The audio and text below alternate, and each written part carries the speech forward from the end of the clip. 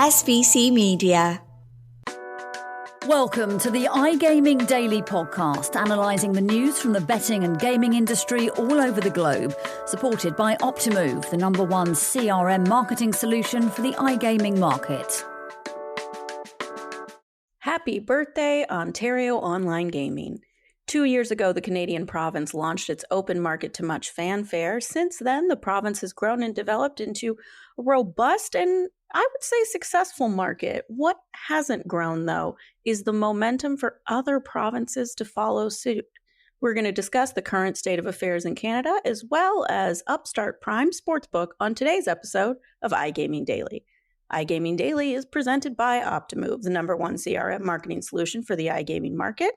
56% of the EGR Power 50 personalized player experiences with Optimove. Reminder, offer still stands. New clients can get a free first month when they buy Optimove. To find more information about that offer, claim the free month, go to optimove.com/SBC. We'll have that link in the description below, along with links relevant to our discussion today. I'm Jessica Welman, editor of SBC America's and Canadian Gaming Business website, joined by Charlie Horner, media manager and editor of Canadian Gaming Business magazine. Charlie, you're putting the finishing touches on the next CGB mag, aren't you? Yeah, we are at the moment, yeah. As we're looking forward to the second SBC's iteration of the Canadian Gaming Summit. The magazine will be back there in Toronto. Yeah, and I'm sure we're going to cover... sometimes it can feel like we only talk about Ontario on here. CGB, the website, CGB, the magazine, CGS, the event. We're going to cover every province, but because it's Ontario's special day today, we are going to focus on Ontario today. You know, Charlie, you were around when Ontario launched. This was maybe a month before I started with the company. You know, what have you kind of noticed as someone who's been pretty involved in the Canadian market about how things have grown over the past 2 years? Yeah, so really when I first started covering Ontario, sort of probably towards the start of 2022, you could really feel the anticipation and the excitement about this market opening and the potential that it could have. And there was a real sort of onslaught of operators and suppliers entering the market. And getting the licenses.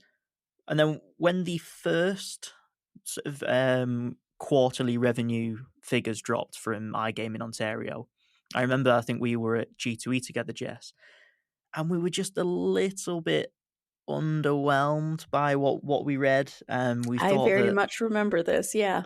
And I think because we had waited a long time to get those numbers in, and then they weren't as big as we were expecting. Maybe we changed our expectations about the market a little bit.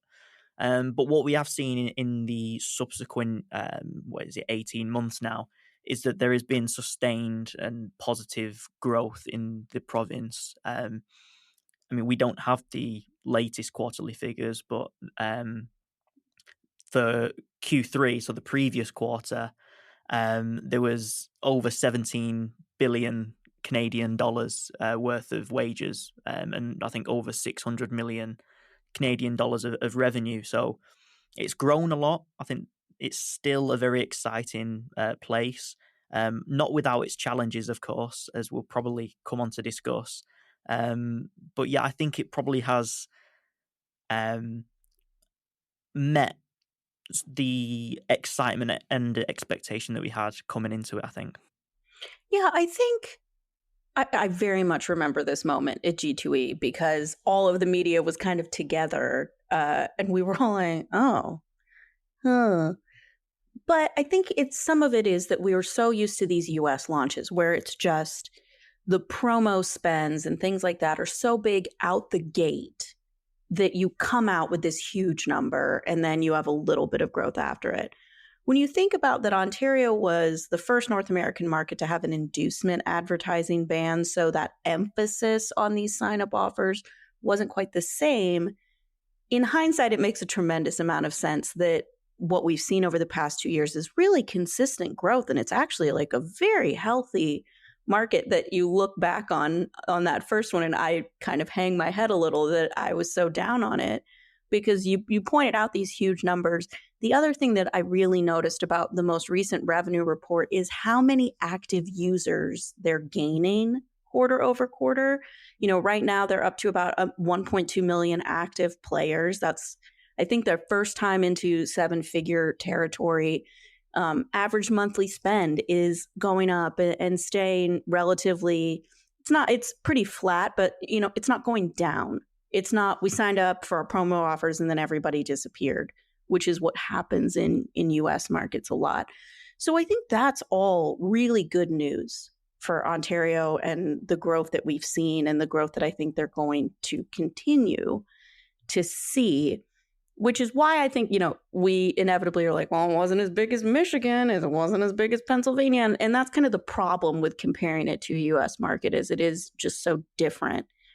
Despite all this success, what we've been writing a fair amount about, what my magazine piece is about, and I think what Paul Burns of the CGA's magazine piece is about, is that throughout the country, not just Ontario, Canada's having a very similar moment that the US is having, where there is this backlash on advertising. How big is this backlash, would you say? Is it this huge national issue, Charlie? Well, I'm commenting on this from the UK, of course. So I'm not privy to just how we much haven't advertising. been watching Canadian TV in our spare time. Yes. However, I have seen a lot of complaints about how the advertising, the proliferation of it in terms of just the sheer volume of ads that people are seeing.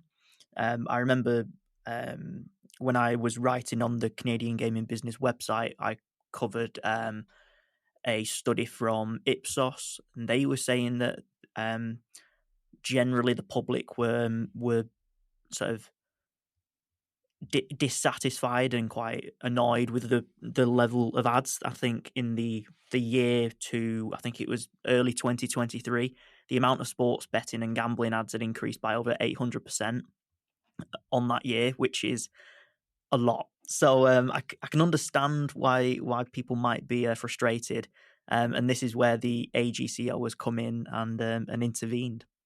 Yeah, the AGCO has revamped its advertising standards, which, again, you aren't allowed to do inducements already, which is a huge difference and very much not the norm for North America. Now, these new regulations have been adopted, and they took time to vet and talk to everybody. They're now taking effect that you cannot use active or retired athletes to promote sports betting. You cannot use, we've talked about this before, celebrities that could reasonably appeal to children. Who knows what that even means, unless you are using them for a responsible gambling, problem gambling ad and awareness and messaging, which I think is a very smart kind of incentive to get operators to think more creatively about these RG ads. I love that. Now, I would say that's a pretty substantial amount of ad standards you have in place. I think you're starting, at least by North American standards, you're miles ahead of everyone else. How does that compare to the UK and European markets? Well, yeah, I mean, for a North American market, it is unusually restrictive, I would say. And it's something that Ontario, I remember when the framework was being built, was that they wanted to be a little bit more aware of those RG concerns and have a bit more openness and discussion about RG, and not be afraid to go back and revise standards if needs be. If we look at Europe, there are a lot of jurisdictions that are going back and taking a look at regulation when it comes to advertising and this kind of thing. Notably the UK. We are currently overhauling our gambling regulations, but there are other countries in Europe, such as Italy, the Netherlands, and Belgium, who are all seeking bans on advertisements relating to gambling altogether. So it's not as restrictive as some of these European markets as they overhaul their frameworks, but it certainly is quite restrictive compared to other North American jurisdictions. Yeah. It's a lot of the other thing. So to switch subjects a little bit on it, CanadianGamingBusiness.com, you can see Tom Nightingale did a nice write-up of a recent study from a group called Maru about Canadians' response to these ads. As Charlie has pointed out, they're doing a lot. Things that, short of a total ad ban are pretty much market-leading standards. And Tom Nightingale, who wrote it, rightfully points out that, one, this is a study of people who sign up to answer surveys for money, which I'm going to be a little judgy. There's a certain type of person that likes to do that activity. You know what I mean? And more importantly, what he pointed out was that a lot of the big numbers that people were pulling out, the majority of Canadians think that children shouldn't be able to see any of these ads or that it should be banned entirely, is incredibly skewed by a population older than 55. And I think, the US ad debate, the Canadian ad debate, it's a valid question, and I don't necessarily know the answer. How much influence should the group of people who are never going to participate in this activity have over how this activity is advertised? Yeah, it's a really valid question and something that I'm sure the regulators and probably lawmakers as well are considering, not just in Ontario, but across the world where gambling is being sort of assessed. You are right. The people who are contributing to these surveys, are a certain character and probably have certain views coming into it. So yeah, I guess we'll leave it there. Yeah, it's one of those. I spoke to Catherine McLeod of Think TV, which is a group that works with Canadian networks about advertising, and you'll have to check out the magazine. But it was interesting to get her point of view of this and to kind of give it some context of how this compares to the way other industries are advertised, because we do seem to kind of get into a bubble on that. To not end on the sour advertising note, inevitably the question to the rest of Canada is, does anybody else adopt this Ontario model? And so far the answer has been no. Do you see anybody moving on this? Do you have any guesses who would potentially pursue this path? So this is, again, I don't want this to sound like we're just plugging the magazine. This is something I've spoken to people about in Canada, and there's a big push from the operators to regulate in Quebec. There's a coalition made up of the traditional big Canadian operators and some of the big US operators who are trying to put pressure on the provincial government in Quebec. I don't know whether that's going to progress too much anytime soon. The one interesting one is Alberta.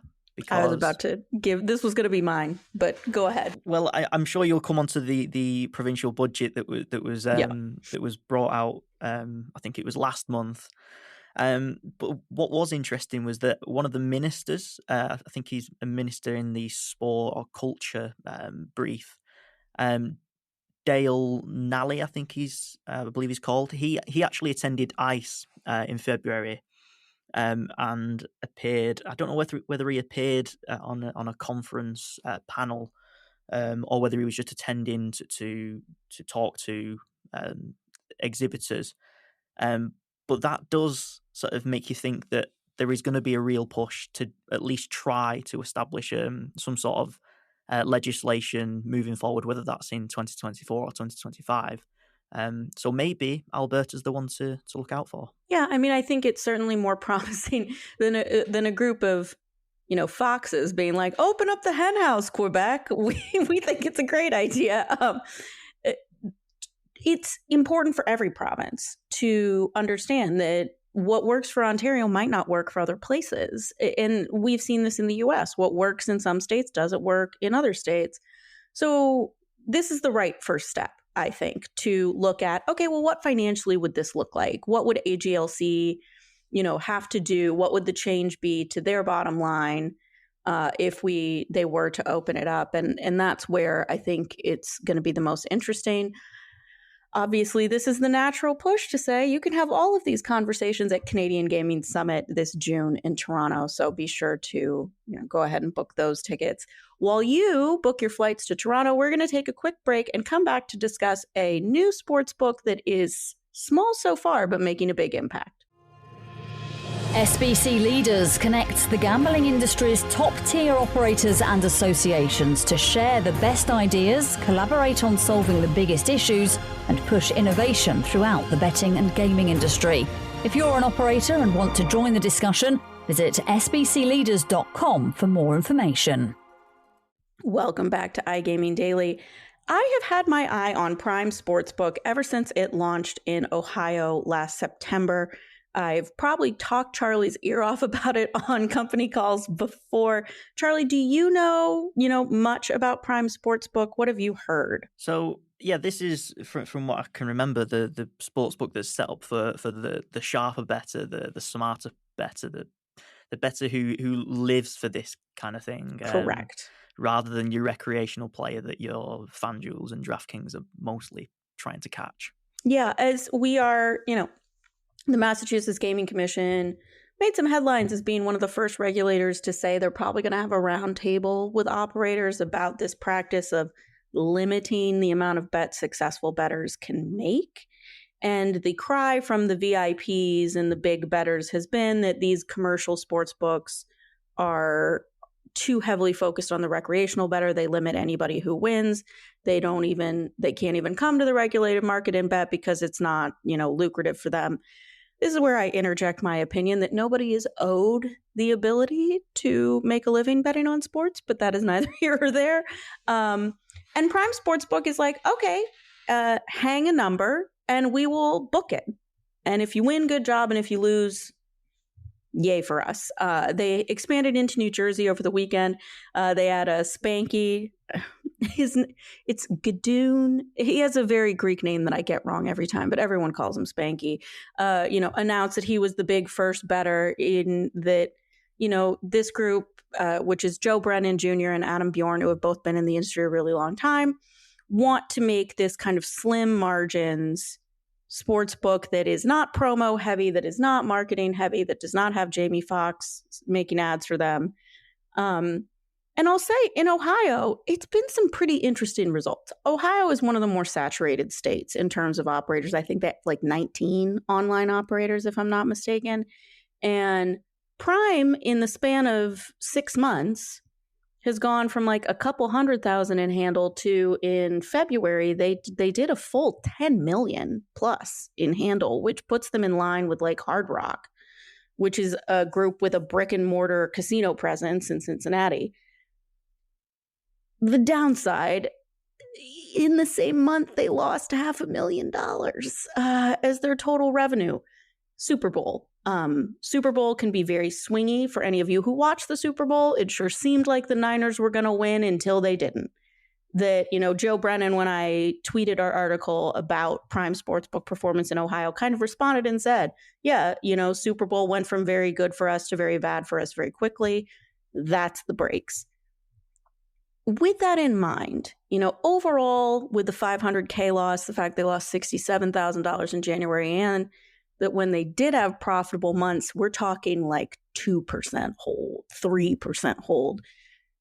Charlie, do you think there's enough room in the ecosystem for this to survive?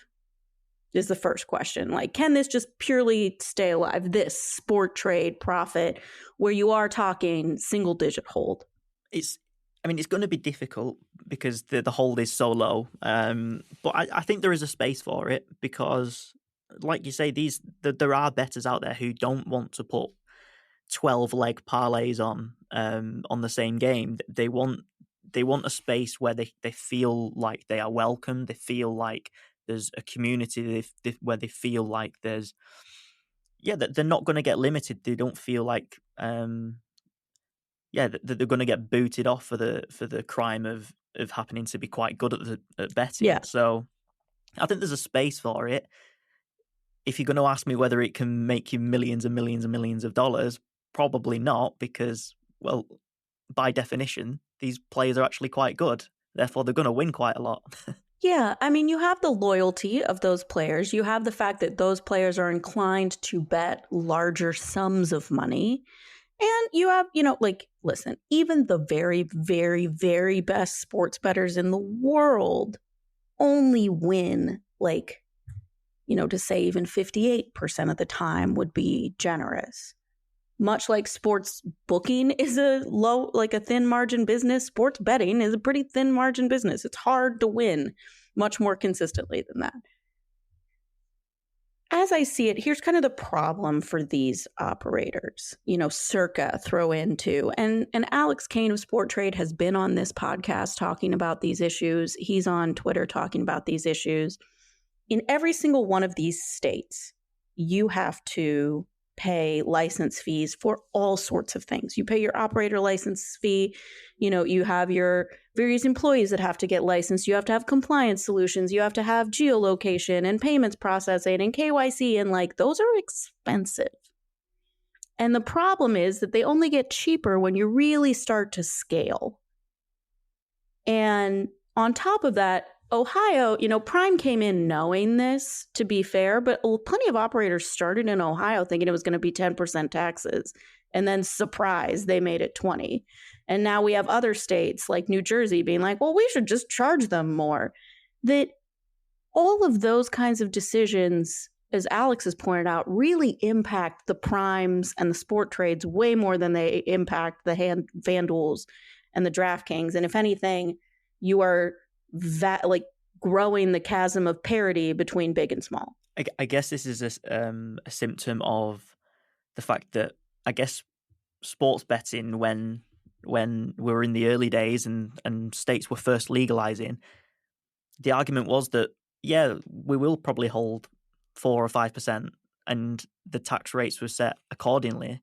Now they hold the big 12. Boys are holding 12 to 15%, and so they think, well, actually, I think the state would like a bigger slice of that pie. But you're right, it's difficult for these smaller operators, and then, I mean, there's a whole other debate in itself. But you had the whole federal excise tax debate that we had with, I believe Alex was one of our contributors to that story as well. Yeah, and his point too was, and we've seen a lot of these smaller operators say, we would love kind of a 2-tiered system. If you hold less than this, you pay this amount of tax. If you hold more than this, if you do X amount of handle, maybe these sorts of things create different tax tiers. Here's the other problem. You know what else costs money? Lobbying. And these other operators are talking, they've formed the SBA, they formed these other alliances, and they are coming in with their needs. And it just becomes difficult. And so, I love this model. I think it's interesting. I really am fascinated to follow what Prime is doing. I hope that they succeed. It's just so hard to scale because there are certain states that are just going to be off limits to you. Even if it were an open market, you're not going into New York to pay 51% tax. You don't want to go to Pennsylvania and pay 36% tax and a $10 million licensing fee. So, Prime has said Kentucky is a market that they're probably looking at next. Circa is looking at coming into, or Circa will be coming in. Circa did come into Kentucky. I just had 3 revelations all in a row. Circa launched in Kentucky this week.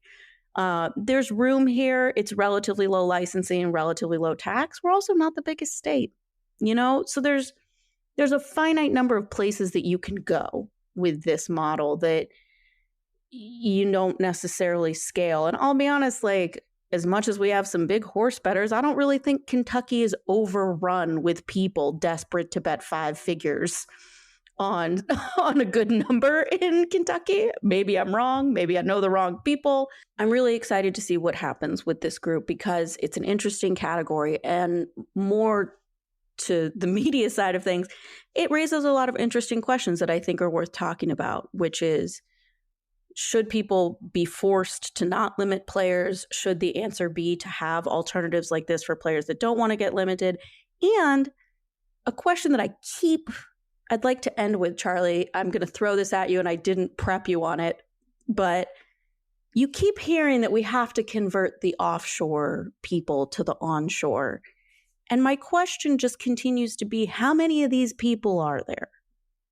Because you hear these huge numbers and it's very difficult to estimate the legal market. Like, I get that there are people that bet substantially bigger than the people who, bet $5, bet $10, bet $20. Those are the ones that are offshore. But like, how many of them are there, and is it enough to keep your business in business?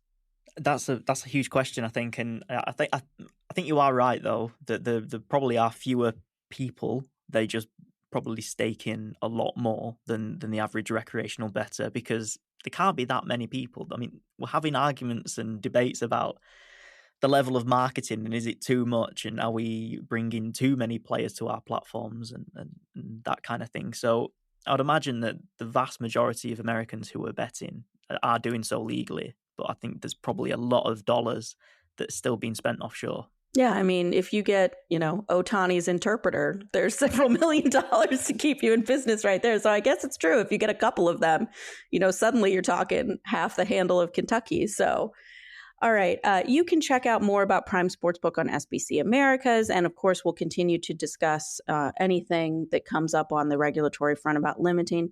Anything else people should be on the lookout for this week, Charlie? Well, I think I've done enough plugging of the Canadian Gaming Business Minus magazine. Going to Toronto and picking up this magazine, dang it. Absolutely, it will be online too. We can, if you must skip it, we'll put it online eventually. Absolutely. Is there any big news stories that we should be aware of, Jess? Just more college props drama, but that's going to be ongoing. So I'm sure we'll discuss that inevitably on an upcoming episode of iGaming Daily. Thank you for listening to today's iGaming Daily podcast, supported by Optimove, the #1 CRM marketing solution for the iGaming market. If you want to find out more about some of the subjects raised today, feel free to explore any of the sites in the SBC News Network or check out the latest edition of the SBC Leaders magazine. Happy reading.